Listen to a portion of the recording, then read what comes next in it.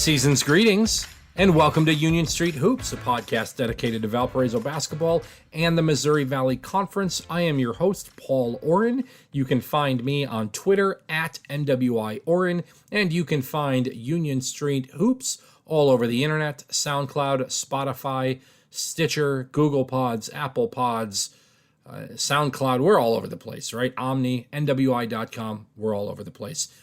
Very happy to be here for a holiday edition of Union Street Hoops. It's the morning of December 23rd when I'm recording this, and I'll be playing for you an interview a little bit later on that I conducted with Jason Karys and Lexus Williams earlier this month. It's taken me a while to kind of get this to you all. Recorded it on a different computer, and then I had to deal with some audio stuff, and I was trying to fix some of it. When you listen to the interview, you're going to hear, I think the computer that I was on was doing a little bit of kickback, and I couldn't fix it. So you're going to hear some stuff in the background throughout the interview, and try to ignore that if you can. But a fun interview with Jason Karys and Lexus Williams coming up, where they're going to make a fun announcement about the basketball tournament, about TBT in Valpo, the Valpo alums bringing together a team to come back. Jason Karys and Lexus Williams. We'll talk about that a little bit later on. Some things to get to, though. We got a couple games to go through, and I want to start macro with the Missouri Valley Conference. I do talk about how I reference and cover the Missouri Valley Conference here. As we know, one conference game is in the book, and man, do I hope that the other 85 get played. 5 games have been played so far, and I hope the other 85 get played. Back in August, the Valley announced that the Missouri Valley Conference President's Council has announced that in the event an MVC institution determines that it is unable to compete in an MVC contest for any reason, that team will forfeit the contest in question. The Valley doubled down on that today, or I should say on December 22nd, on Wednesday. They doubled down on that. It was a conversation. I was actually trying to get that info, and Jeff Borzello beat me to it by about 8 minutes, which is a lifetime in this industry. But he got to it. I reached out to someone in the Valley to confirm, and sure enough, the Valley is going to keep their forfeiture policy in place. What we know now, and without getting too much into the weeds on this, is that there's been a lot of breakthrough COVID positive testing, despite the fact that much of this has been asymptomatic.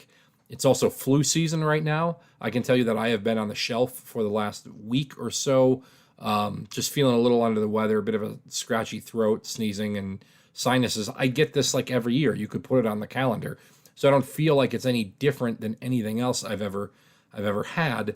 That said, and I took a COVID test a couple weeks ago and was negative, and I've tested negative every time. As far as I know, I've never had this, but I'm double vaxxed, boosted, all that stuff. Whatever. My point is that people are starting to test positive. I mean, we're seeing it all over the place. Like, my fantasy football team has been decimated by this, and I'm not trying to make light of this situation. But I do think it's an interesting thing to navigate right now.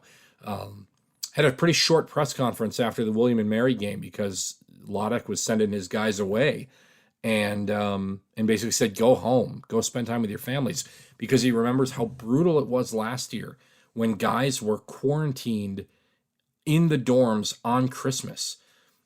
Really, just to that point, on Tuesday afternoon, I was at the women's basketball game, and I saw a figure walking on the track, and it looked really familiar to me, and I was like, sure enough, that's Daniel Sacchi. Daniel Sacchi was back in Valpo, where he has got a lot of close friends still, obviously, and it was great to see Daniel. Then we talked for a little bit. He's having a blast down at New Orleans, and a couple of his games have been canceled due to COVID. And so he got out of New Orleans. He came up to Valpo. He spent some time with the guys back up in Valpo. He's close with many of them, and we had a brief conversation. And in that conversation, he referenced back to how different it was a year ago being stuck in his dorm room because being in quarantine.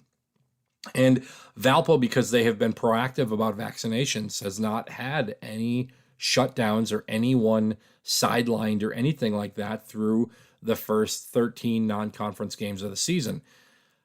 I suspect that can become tricky here moving forward because Valpo is the players have gone home for the holiday, and I imagine they're going to have to test negative to come back. And in doing so, who knows? Who knows what's going to happen? We're seeing games being canceled all over the place because of positive COVID tests. Well, I don't know that Valpo's had to test a whole lot because they're all vaccinated. And I think there's a lot of high vaccination rates in the Valley right now. So they haven't had to test a lot. And I'm not sure the testing procedures of all the different teams that are out there, although we are seeing now that some schools like Loyola and Evansville have been shut down by COVID. Jeffrey Jackson, the Missouri Valley Conference Commissioner, talked to Matt Norlander from CBS Sports today. And in regards to altering the forfeiture policy down the line, he said, I wouldn't close the door on if a month from now things changed even more intensely.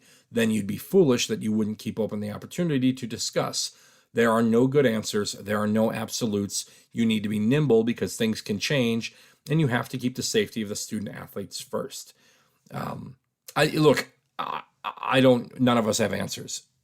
20 months into this thing, none of us have answers, right? And what I can tell you about is that Valpo's played 13 basketball games. I've been to many of them. I haven't written about all of them, but I've been to many of them, and thrilled that we get a chance to be at games, and I'm thrilled that you guys are paying attention and listening. And I love when you guys come up to me, and I had a couple more people at today's game came up and thanked me for doing the podcast, and I'm grateful for that. It's been fun to have basketball back. It makes some of you pull your hair out. It makes some people frustrated, and it gives people a reason to cheer. And Valpo has given some people reasons to cheer here for the last couple games. And I'll get to the look at those games in a second. I do want to mention one other thing about the Missouri Valley Conference. As apparently a couple days ago, and this is something that maybe in the new year I'll spend some time really digging into with some people that I know from that area. But a couple days ago, Murray State was able to give its pitch to join the Missouri Valley Conference. And here's the thing. This makes sense. If Murray State wants in and the Valley wants Murray State, get the flirting over with already and get them in the league. This will be a fantastic addition to the conference. It'll be excellent, right? And you've got Belmont joining. So now you got Belmont and you've got Murray State, who are joining a league that is pretty good. Now you got Loyola leaving. Okay. It's a bummer that Loyola's leaving because I thought it was growing into a good rivalry with Valpo. Now, has Valpo won many of those games? No, but they won the one that really mattered. They won in the conference tournament a couple of years ago. That was a big deal. Have they had some controversial finishes at Loyola the last couple of years? Yes, they have. And I'm looking forward to mid-January going up to another one of those games in Chicago. And I hope that they stay on the schedule going forward. I think it's a good rivalry. Love having Loyola in the league. I think Loyola's made a great commitment to basketball with Norville giving all the money that he did, and the practice center and Gentile centers are amazing and all of that. So I think I think the Valley wants to stay in Chicago. So I think they're going to go after UIC, and they're going to try to get UIC in the Valley. So maybe you lose Loyola and you add Belmont and you add Murray State and you add UIC, and now you're at 12. And now there's talk about UT Arlington, and there's talk about UMKC, and now you're at 14. And now I don't know what we're doing here. And I look, I don't really know much to say. Look, I like UIC, right? And look, they beat Valpo the last two times they've played, so it's not a basketball product issue. And I really like Luke Yaklich. I think he's a fantastic coach, and I think he's going to do some excellent things there.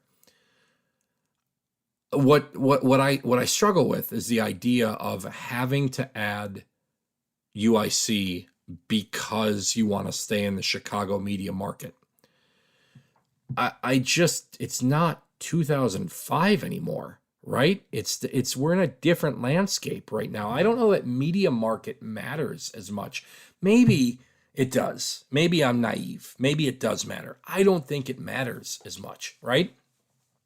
I say this as a Milwaukee Bucks fan who just won the NBA championship, and a Green Bay Packer fan who is routinely one of the top teams out there, right? Like, I mean, I'm from a small market relatively in the professional sense, and they thrive. I've said this before about the Valley. I was hesitant. You all know, people that listen to this podcast for years that we've been doing this knew or know that I was hesitant about Valpo joining the Valley because I love the Horizon League, because I loved going to the big cities, Cleveland, Milwaukee, Detroit, Indy, and all when Butler was around. I loved it. It was amazing. But nobody cared in those markets. I've said it before, and I say it as a Milwaukee native, and I say it as somebody who had the opportunity to go into those big cities and realize that nobody cared. Like, Cleveland State's good right now. Are they leading the coverage? No. And like Oakland and Detroit, I've got a great rivalry in how many people care. And I don't mean that disrespectfully to Mike Davis, Greg Campion, those programs, right? Like, I didn't see the Detroit Free Press at all those games, right?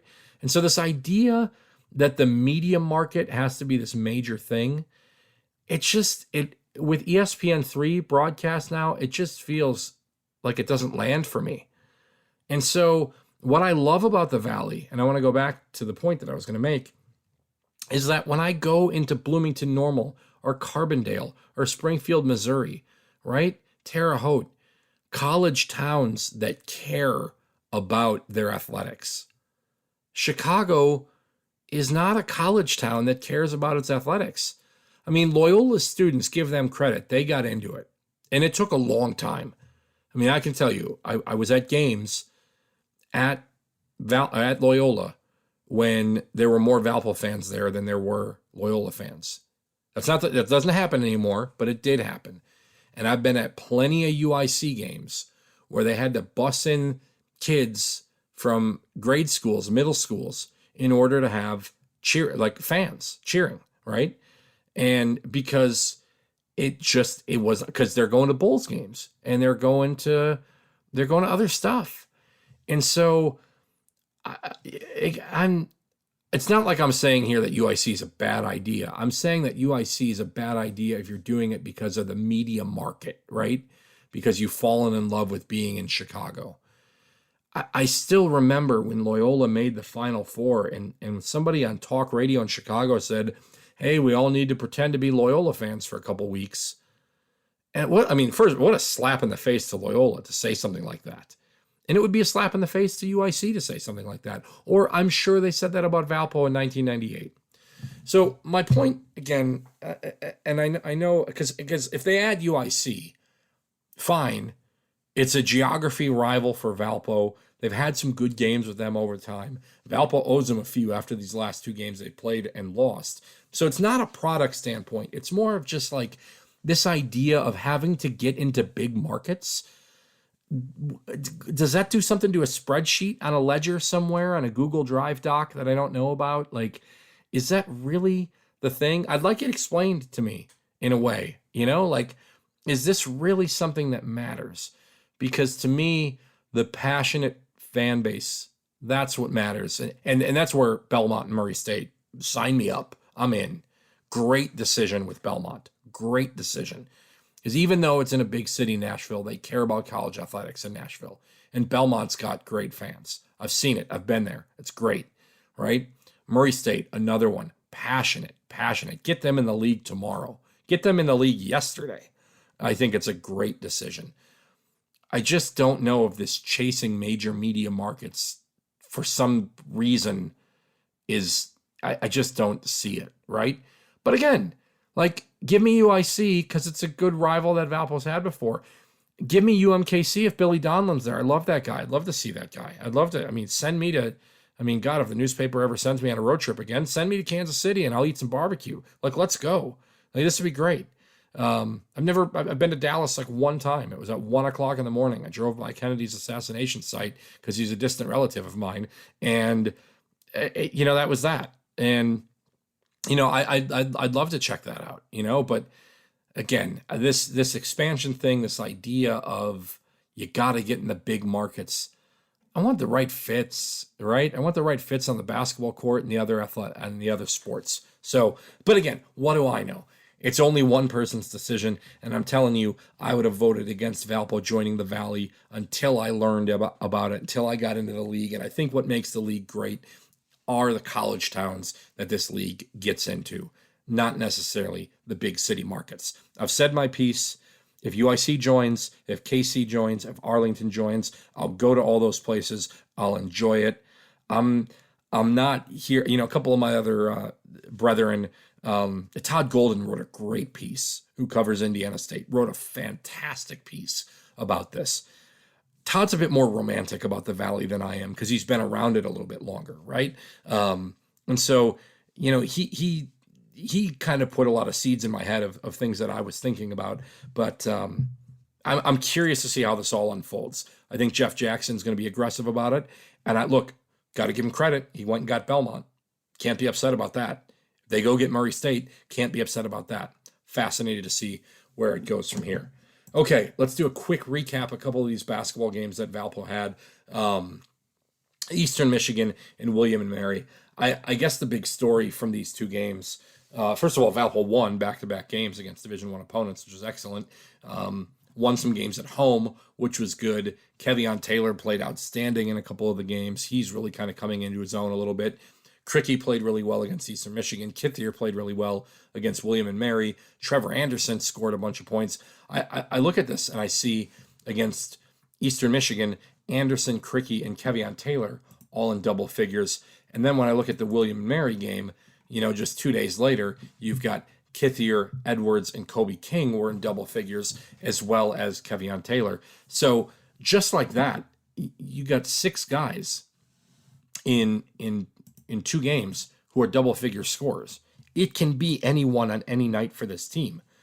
One of the other really big stories that has come out of Valpo basketball in the last 72 hours has been Preston Reedinger. Just a quick review for those of you who don't really know how this all unfolded. I've tweeted out some of this stuff. I've talked about it on a couple of the WVUR broadcasts, but if you're tuning in and kind of hearing about this for the first time, here's what happened to the best of my knowledge with some stuff from Matt Lotta kind of sprinkled in. So Reedinger is he's a true freshman. He's a walk-on from Oshkosh, Wisconsin. Went to Lord's Academy. Oshkosh is kind of a small town. I've actually got a good amount of family in Oshkosh. A small town in between, Wisconsin, between Milwaukee and Green Bay, depending on the route that you take. You can get through Oshkosh in that area, I think, if I remember correctly. I haven't been to Oshkosh in a long time. So Preston, just senior year, COVID hits at the end of his junior year, senior year, no one's coming to his school. Like, no one's recruiting him. He slipped through the cracks. He AAU just didn't really work out. And I don't know if he was hurt at some point. I know that I talked to him and interviewed him. I think wrote a story about him when it all went down, when he came to Valpo, when he committed to Valpo. But he committed as a walk-on. Kind of the idea of maybe a preferred walk-on, although I don't really know if those words ever got thrown around out there. It was one of those situations where Valpo said, Matt Bowen was the primary recruiter, said, hey, we want this guy. We're not necessarily certain that we have a scholarship right now, but they're going to have some scholarships that are going to open up. I mean, right now, you look at Valpo's roster, Aaron Gordon, Kevion Taylor, Trevor Anderson are all going to graduate, and Maximus Nelson is the only player they have coming in. So right now, I think they've got 2 available. Now, and I know, and the Lord knows, and everyone knows that some players are going to leave, because that's college basketball, and someone leaves every program every year, and some more transfers are going to come in because it's college basketball, and that's the world that we live in now. But to me, Preston Reedinger looked like a guy who they were going to redshirt this year, and then maybe get him on scholarship, and then you got 4 years. Let's go. Preston played really well in those 2 exhibition losses, like really well, and he led the team in plus minus in both games. I don't know if that matters. Some people love that stat. Other people don't. I'm in the middle on it. I think sometimes you can just get lucky on some of that stuff. So then the decision was made to redshirt Preston. I think that was the plan all along. And Valpo gets rolling, and they weren't going to play Keandre Young either. They were going to redshirt Keandre. They were going to redshirt Cam Palesi, they were going to redshirt Preston. They were going to play Trey, and they were going to play Darius. Well, then, season doesn't start out great. Keandre's doing really well in practice. They decided they're going to play Keandre. Well, Keandre has given Valpo some good minutes in spurts at times. Then Keandre Young gets hurt. He's got a thumb injury right now. He's got a tendon injury in his thumb. And so he's been in rough shape. And so I think they're hearing, at least according to Matt, that maybe this is something that could be surgical and shut him down for the year. Because of when this injury occurred, after the 9th game, you're allowed to play 9 games, really like a 30-year season, or 30% of your season, excuse me. And then you can still redshirt. So Keandre Young can redshirt at this point. And so they were going to do it anyway. Well, now they got him 9 games or 7 games of Division I experience, and now he's hurt. Now he's got a thumb injury. Well, silver lining is that maybe he gets his year back, and he can be a force on this team next year when a couple of these other guys are gone. And we don't know the status of Kobe King. Will he go pro after this year? What is his deal? Can he get another year back? He doesn't have a senior banner up there. Kithier is another guy who's a senior. I think he's going to come back for another year. And so, there's a lot of pieces in play right now. And year to year, there's going to be a lot of roster turnover. If you don't like it, get used to it, because that's the world that we live in now. So all that comes back to Preston Reedinger. Loddick said in the postgame press conference of the Eastern Michigan game, look, we were looking at the stats, we realized we had 6 guys that were really performing, and that's probably Kithier, Edwards, Anderson, Cricky, King, and Taylor, guys that were really kind of performing well. And I think he said, we got to put another guy out there. And so he had a long talk with Preston Reedinger and said to him, you missed 11 games. Do you want to burn your redshirt year and play 2/3 of the season? Preston said, yeah, let's go. I want to play. Loddick talked to the players on the team, said, should we put another piece in there? Probably means less minutes for guys. Certainly Darius is going to lose out minutes. Probably going to move things around too. Everybody, again, according to Loddick in the postgame press conference, said to a T, everyone said, we want to play with this guy. And man, sitting in there with Preston and Kevion Taylor and Trevor Anderson after the Eastern Michigan game, Trevor and Kevion, 2 Wisconsin natives who apparently Preston kind of grew up watching, because they are significantly older than he is. They're 5 years older than he is. They were beaming like proud papas, they're talking about how much they loved Preston. Trevor's talked about Preston's approach during the exhibition games. Now, Kevion hit on it the other day. Did he do anything that blows you away? He played 24 minutes. He had 4 assists and 3 rebounds. A couple fouls, no turnovers, didn't score. Looking at the game against William and Mary, he played in that game too. Didn't do a whole lot either. Played 14 minutes. Had an assist, had a steal, had a rebound, turned the ball over once, missed a 3-pointer, looked a little uncomfortable when he took the shot. He was open. It was early in the game, right when he got in the game. And I think he felt like he wanted to take that shot. So he's played 2 games. He's played 38 minutes, hadn't scored, but he's done good things when he's been on the floor. And he's been an excellent player in practice for them, and I think Loddick wanted to reward that. So there you go. Now you got another guy in the mix. So, rotation-wise, you're seeing the starters, Kithier, Edwards, Anderson, Cricky, and King. I think this is the best starting 5 for Valpo. Taylor coming off the bench, but he's playing starters minutes. He's certainly a 6th man for them. And now you're seeing Reedinger in the mix. Connor Barrett, if he can hit shots, right? He's got to hit shots, and he hit one today. And again, if you are in the arc and you see him hit a shot, nobody is more excited than Matt Loddick. They love Connor. They love Connor Barrett's approach to the game.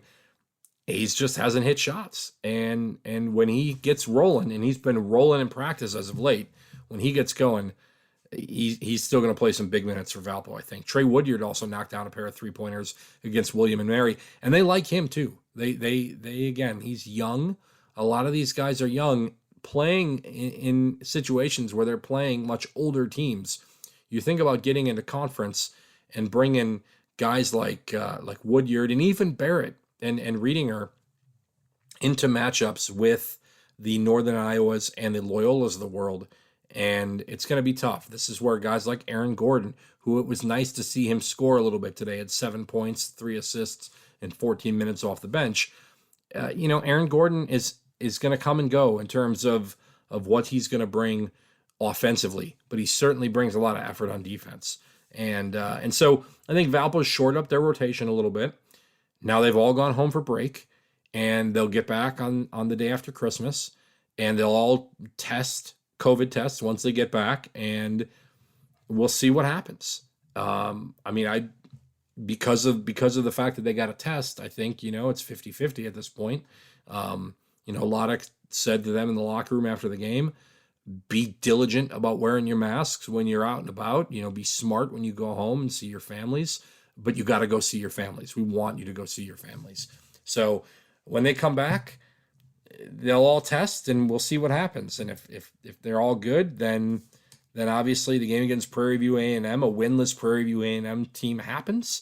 And then it's on to the Valley, January 2nd against Illinois State. Looking forward to that one. It starts off, conference play starts off at home against Illinois State, then at Northern Iowa, at home against Southern Illinois, and then the big one at Loyola. It's a rough stretch there, 4-game stretch, bang, bang, bang, right there.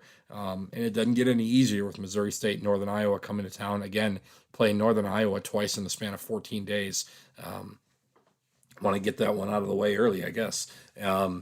So it'll be interesting to see what happens. Obviously Valpo has played Drake already. Drake is dealing a little banged up right now. They won't see them again until February 23rd.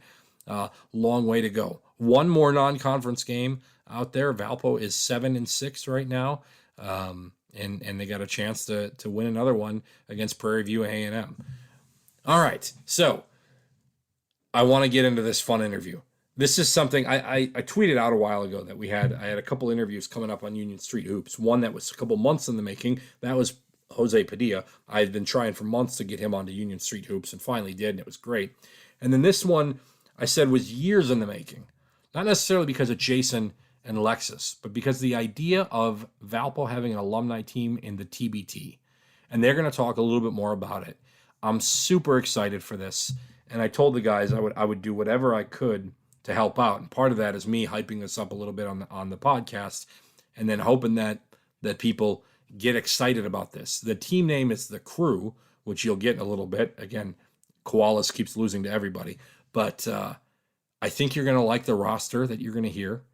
I think this is going to be fun.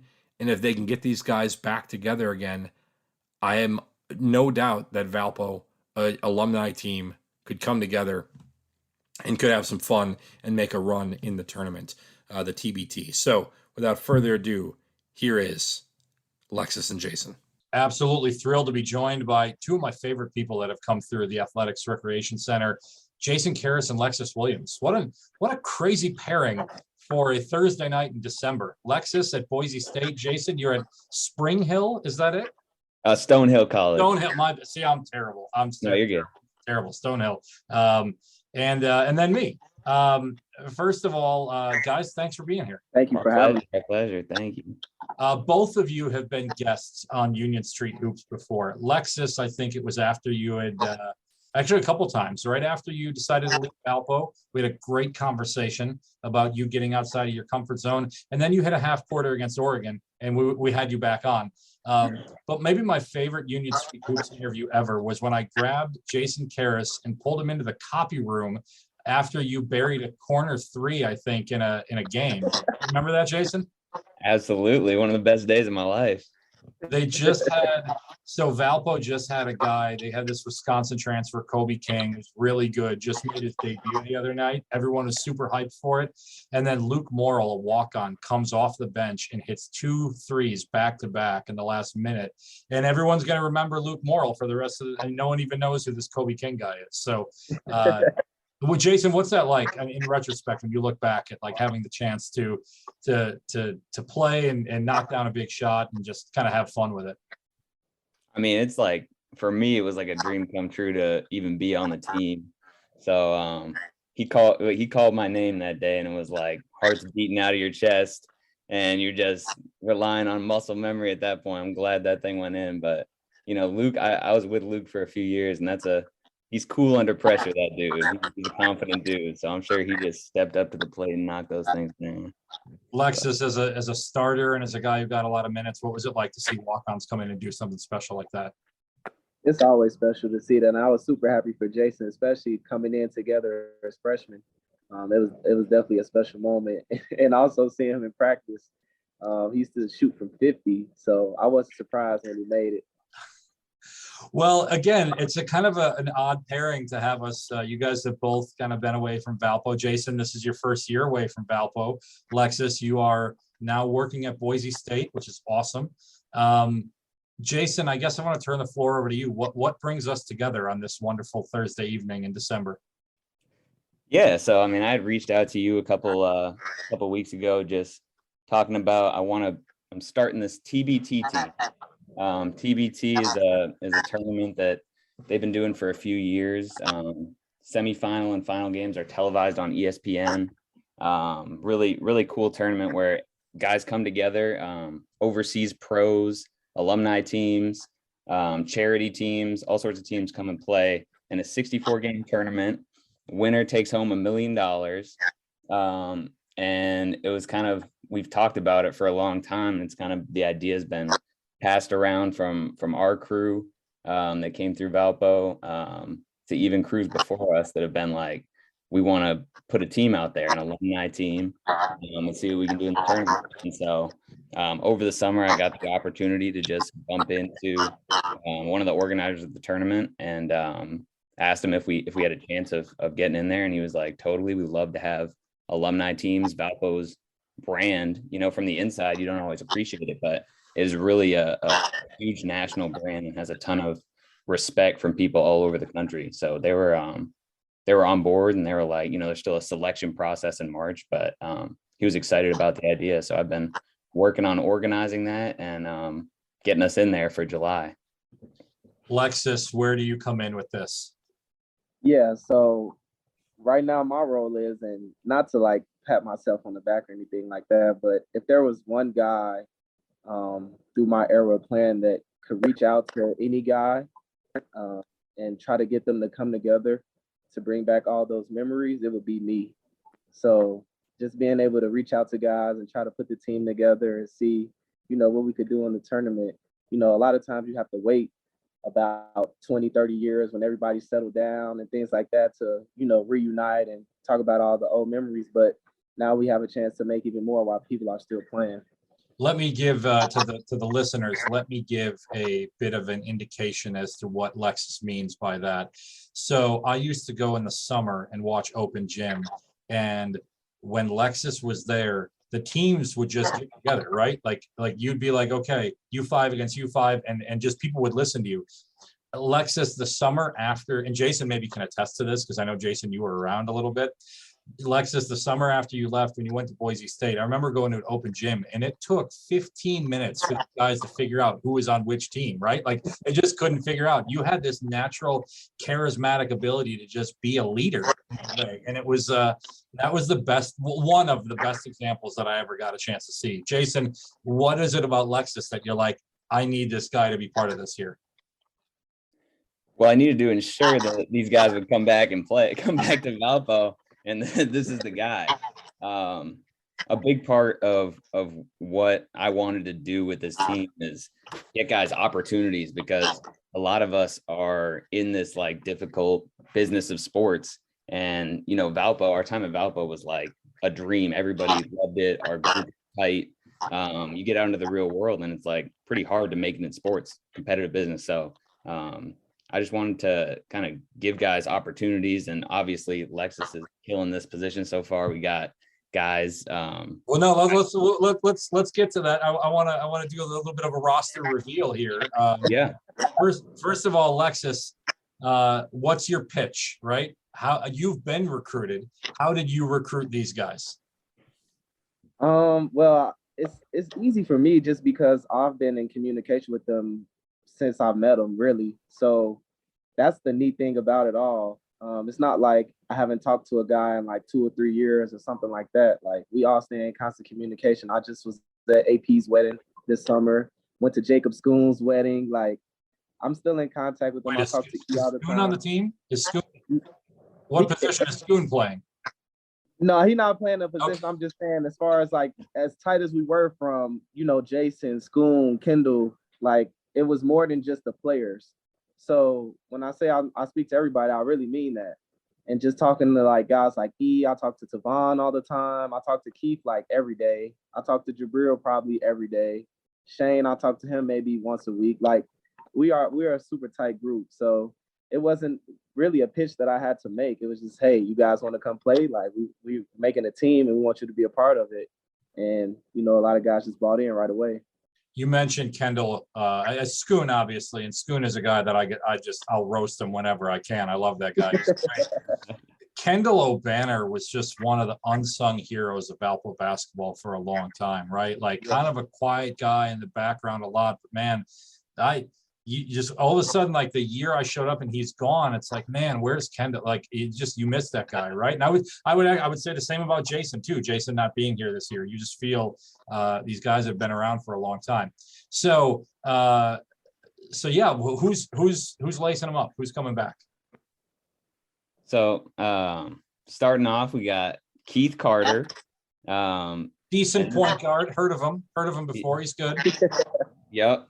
And for him, I mean, for all these guys, kind of like the theme is like we want them to do well, and like I said, like it's tough out there. Like Keith's story after leaving Valpo was pretty insane. Like you covered the NCAA, getting his year back, which was a whole struggle. He didn't get it.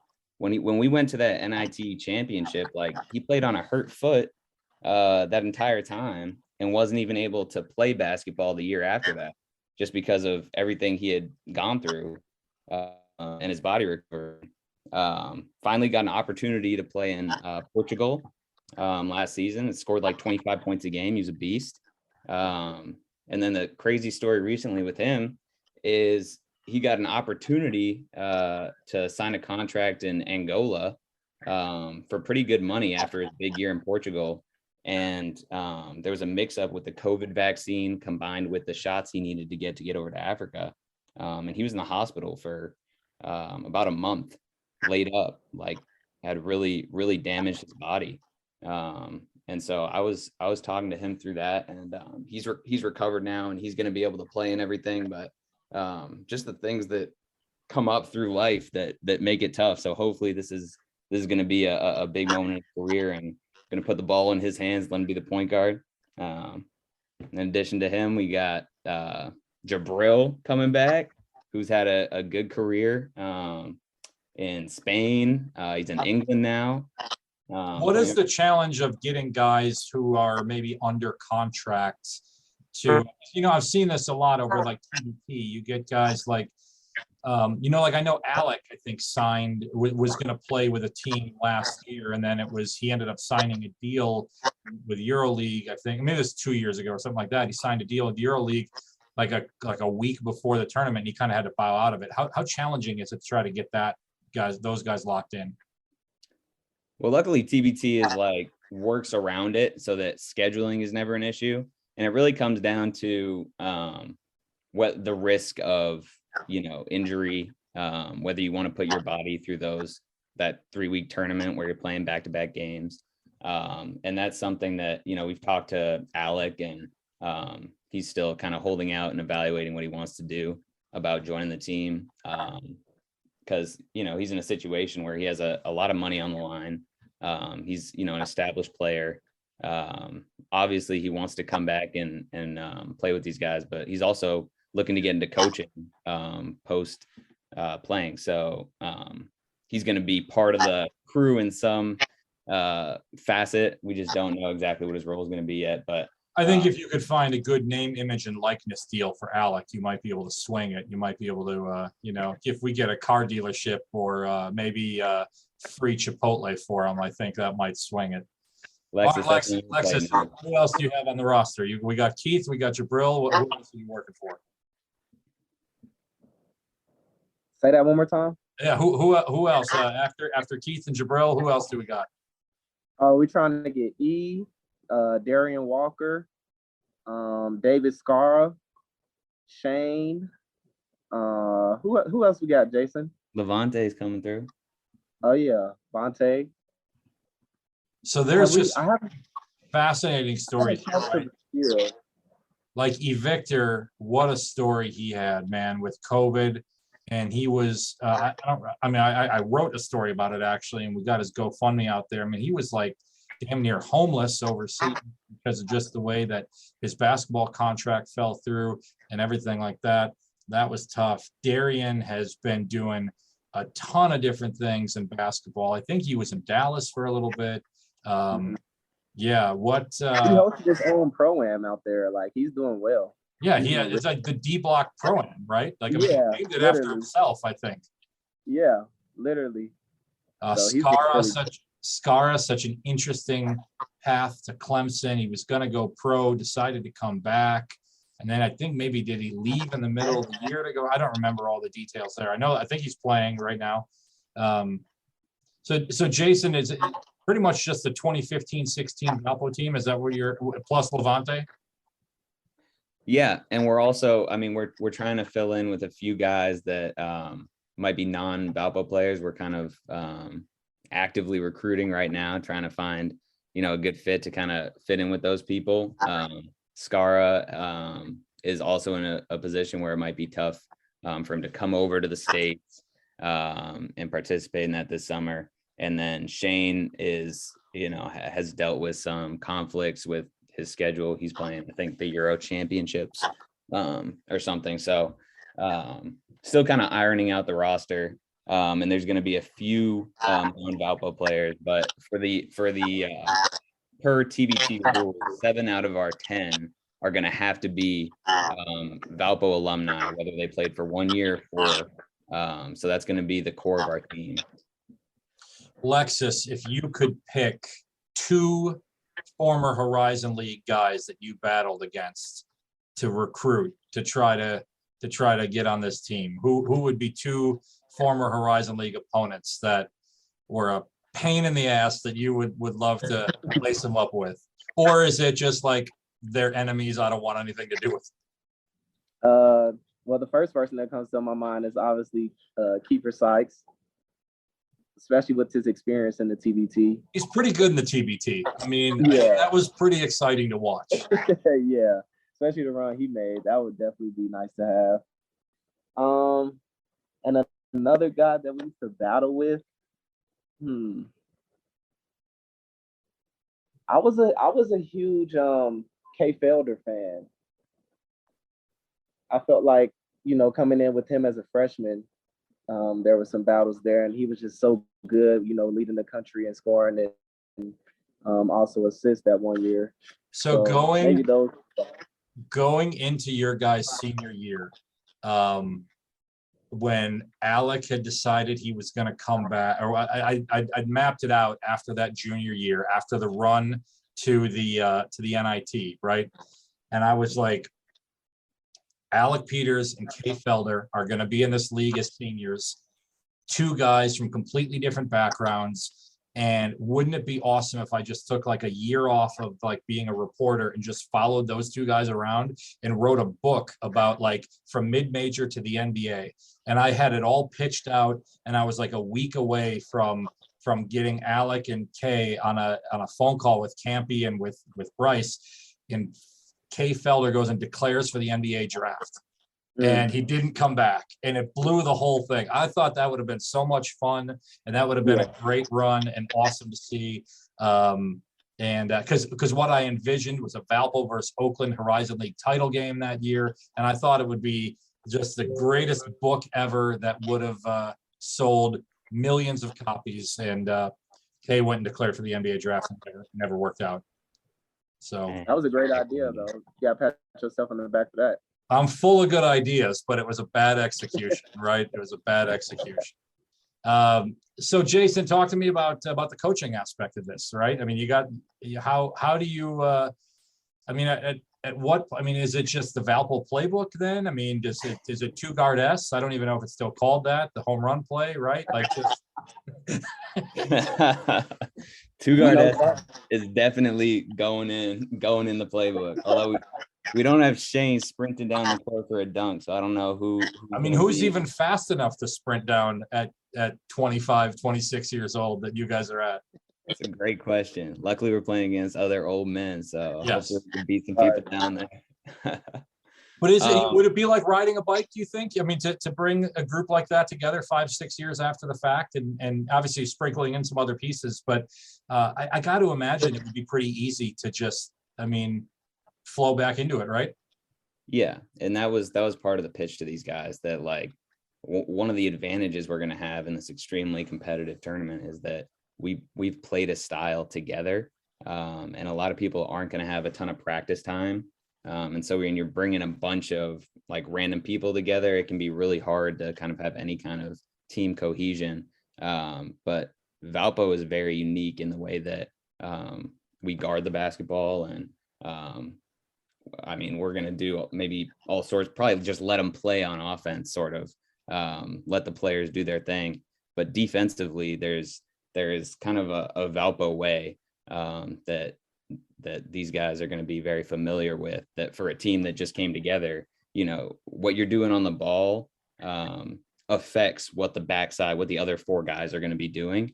And so I think that's going to be a huge advantage for us. You know, the way we're going to cover ball screens, the way we're going to guard the post. And I think everybody's kind of familiar with that. So I'm pretty excited for it. But as far as kind of like coaching in general, it's been really good experience for me. I mean, this is like, in a mini way, you just have your own program, where I'm thinking about, you know, bring in Lex, Kendall, Daryl Jackson is on our staff, who we're bringing together, how we're going to fundraise, how we're going to promote the team, you know, recruiting. So, and then, you know, what we're going to do X's and O's wise. So it's been really fun and been really valuable experience for me and everybody that's, you know, getting into coaching and that side of the game. So. And I wanted to ask you guys about that. Lexus, I'll start with you. You're at Boise State now. Kind of what are you doing there? And have you found the love of basketball through the non-playing side? Yeah, so here at Boise State, I'm the special assistant to the head coach. And my position is pretty unique. I don't think I'm like any other special assistant in the country, honestly, with what I do on the administration side. When it comes to what I do with administration, as far as here at Boise State, it's part of like fundraising, being a liaison for the men's basketball program as a whole, for that fundraising, and then also just getting things done externally as far as like marketing and things of that nature, social media, just having input on everything across the board that you could think of in administration. And then just being that bridge that kind of, you know, covers through the coaching staff and administration, and they talk through me basically. And then also just being the bridge between the players and the coaches as well, seeing that I'm still young, I'm a former player, being able to relate to those guys and talk to them and talk to the coaches as well. I've seen a couple of the videos that you've had out there kind of hyping up Boise State basketball, and I damn near booked a flight to Idaho because I was just ready to go. It just looked awesome. I appreciate that. It's been a lot of fun to watch you kind of grow into that role. And Jason, assistant basketball coach now, kind of the dream, right? Like what has this year been like and getting on a staff? I think you guys are 7-2 right now. Looks like you're off to a good start this year. Yeah. I got lucky enough to join a really good staff that has kind of an established program out here. And for me, it's just been a crazy kind of step out of your comfort zone, because the responsibilities are a huge jump from graduate assistant, director of basketball operations to scouts, recruiting, being on the court, working guys out, is kind of what I always dreamed about doing. And, you know, Valpo gave me that opportunity to kind of lay that groundwork and start my career. So now I'm able to do all those things, and it's been great for me. So final question. What is the name? Actually, final couple questions. What's the name of the team? The TBT team. This was actually brought up to me. I was just having a beer with an old roommate, Miller Conrad, a VU grad. And he was like, and this is before we even had a TBT team, but he said, if we ever had a TBT team, it would be an awesome name to call us the CRU, and just shorten the old Crusader. We're all a unit. And now, you know, it got a little messed up with the whole name change this year, but I figured these guys were all Crusaders. And we're behind the whole name change, and love the Beacon name. But with it being an alumni team, I figured it still made sense. The crew. Absolutely. Lexus, just how excited are you for this whole thing to unfold here this summer? I'm really excited, and I think that it's going to be great for our program, great for our former players, great for our current players and current fans as well. Just to see, these guys get out there and play with the crew across their chests and that gold and brown. I think that it'll be, a great experience. Jason, I want to end with this question. What can Valpo fans do right now, or can they do anything right now, or what would be, I guess, the next call to action? I know that the TBT does an aggressive online kind of hype marketing thing, their website and all that. When does that happen, and kind of what can Valpo fans do now? Well, they're starting to promote it right now. They just released the sites and dates of the tournament. So we're deciding right now whether we want to be entered into the Dayton site or the Omaha site. Those are the two closest to Valpo. Valpo fans can follow us on Twitter at _crew_Valpo. And we're just trying to drum up some hype and get kind of a fan base behind us and thinking about us as we go into the summer. So just follow on Twitter. There is a little bit of money that we're trying to raise in order to get guys from overseas here, pay for transportation and food, which isn't a ton, but there is a link to a GoFundMe on our Twitter page. So if you follow that, and any donation is appreciated. But that's pretty much it. Yeah. Very good. Well, hey, Jason, Lexus, thank you guys very much for being on here. And hopefully we can drum up a little bit of support for you and get excited for the crew to get together one more time. Thanks for having us, PO. Yeah, thank you.